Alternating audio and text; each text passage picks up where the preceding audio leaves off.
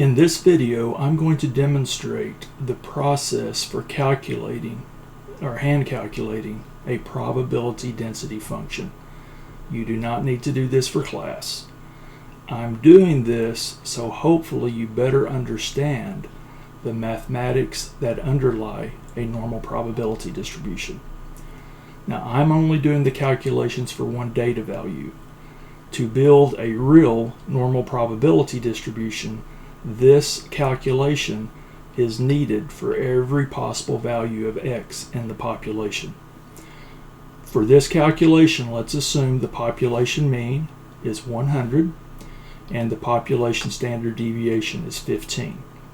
This, by the way, is the mean and standard deviation for IQ in a population of adults. Now, we've already talked about the components of the formula, but let me go over them again, and then once I go over the components of the formula, we just need to plug in the values and do the calculations. First component, f sub x, this is the probability density function that we are calculating using these terms to the right of the equal sign. Lowercase e represents the base of the natural logarithm, and it is a constant, and it is a calculator function in all scientific calculators. Then we have x, that is the raw score value that we're going to use, and in this case we're going to use x equals 115. We're going to calculate the probability density function for the x value of 115. And again, using the population mean of 100 and the standard deviation of 15. So x is the value of the score that we're calculating the density function for. Mu is the population mean. Sigma is the population standard deviation. This 2 and this 2, those are both constants.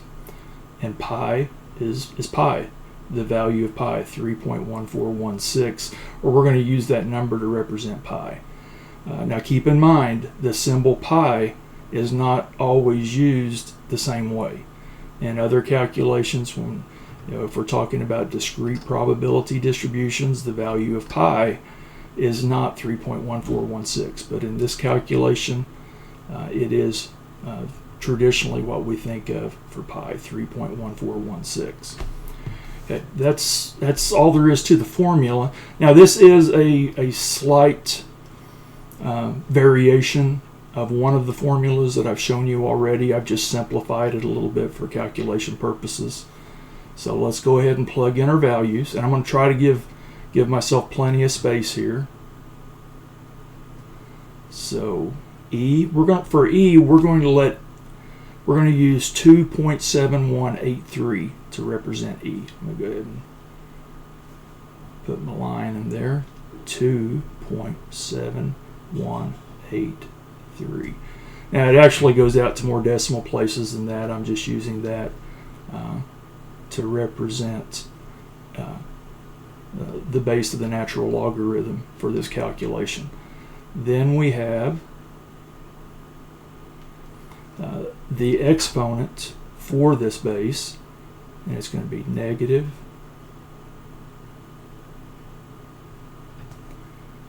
x 115 minus mu 100, and that term is going to be squared. Then in the denominator of this exponential term, we have 2 multiplied by 15, the standard deviation, squared. And when we do these numbers, you'll see how easy it is to do them in a calculator. It looks overwhelming, I'm sure. Now we have this denominator that we want to go ahead and plug everything in for. Standard deviation of x, 15. And then square root of 2 multiplied by pi. Again, that's constant. This is a constant term here. Okay, and I'm going to change colors for the next iteration just to keep each iteration clear. let's use a red pen here, and I'm going to be using my calculator that I have over on the left to illustrate some of the calculations. Some of them I'll do in my head just to save time. But let's go ahead and just keeping this very simple, iteration by iteration. Then we have 115 minus 100 is 15. And that's going to be squared. We'll do that in the next iteration. Then we have, actually, yeah, I'll save it till the next iteration just so you don't get lost. But I will do it here. We have 2 times 15 squared, which is 225. And I'm pretty sure I'm right, but let me just double check. It's always good to double check yourself. 15 squared, 225.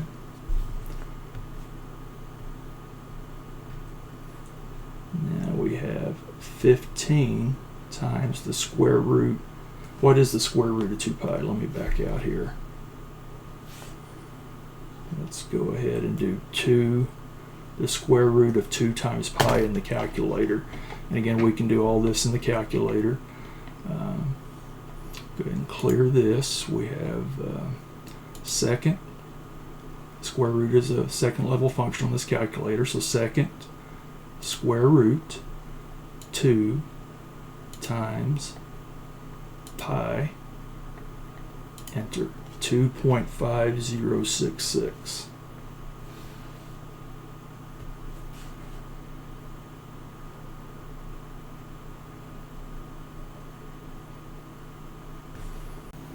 And I know this is like pulling teeth. It's very tedious, but I do want to show you where we get, or how a normal probability distribution is constructed and all that goes into it.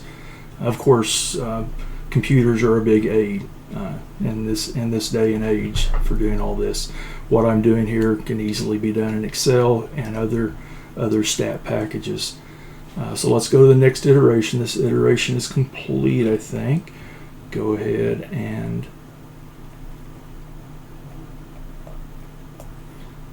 let's finish up our calculations for the exponential term here. 15 squared, 225.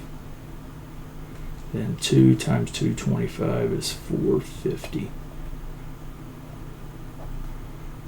And down here we have 15 times 2.0566. Let's go ahead and do that. We already have 2.5066 in the calculator, so let's just multiply that by 15. 37.5994.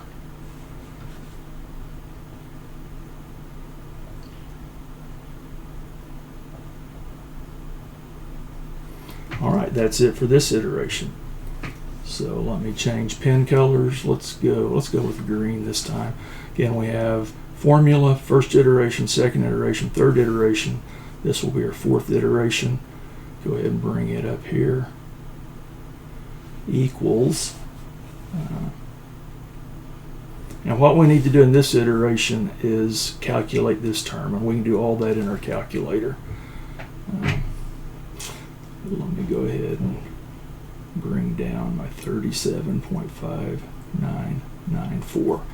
So back over to the calculator, we're going to calculate this, the numerator here, 2.7183 to the power of negative 225 divided by 450.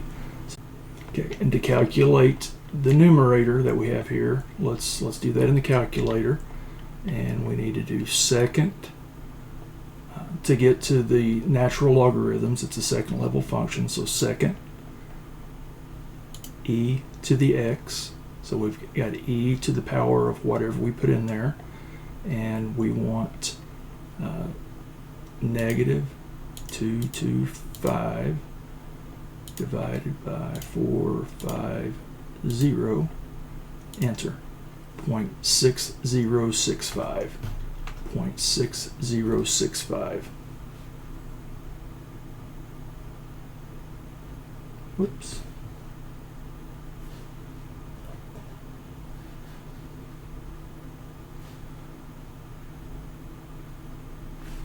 Then the last step is just dividing 0.6065 by 37.5994. And we're going to do that in the calculator. We have the 0.6065 in there already. So divide by 37.5994. And there is our probability density function for a score of 115. It's 0.0161. That's the probability density function for a score of 115. Now if we graph this and we graph every other value that's in the population, what we're going to see here emerge in that graph is a bell-shaped curve. Again, when we graph all the probability density functions for every possible value in a population, that's what we're going to get. Again, assuming that the population is normally distributed. And here we're using IQ values. So IQ has been shown to be normally distributed, so it would work. And again, we could do this in Excel, and I may end up doing that, create another video showing how to do this in Excel. Again, every possible value might be a little bit tedious even in Excel, but I may do enough possible values to show you how this bell shape emerges from these probability density functions. All right, that's it. Remember, you don't have to do this. I just want to show you the underlying mathematics that go into the development of a normal probability distribution. And once the normal probability distribution is created, then it becomes a very valuable tool in inferential statistics. Now, what we're going to be doing, we're going to be working with normal probability distributions, but all of the work for us has already been done. And there have been tables that have been created that we will use for the work that we're going to do and the calculations that we're going to do.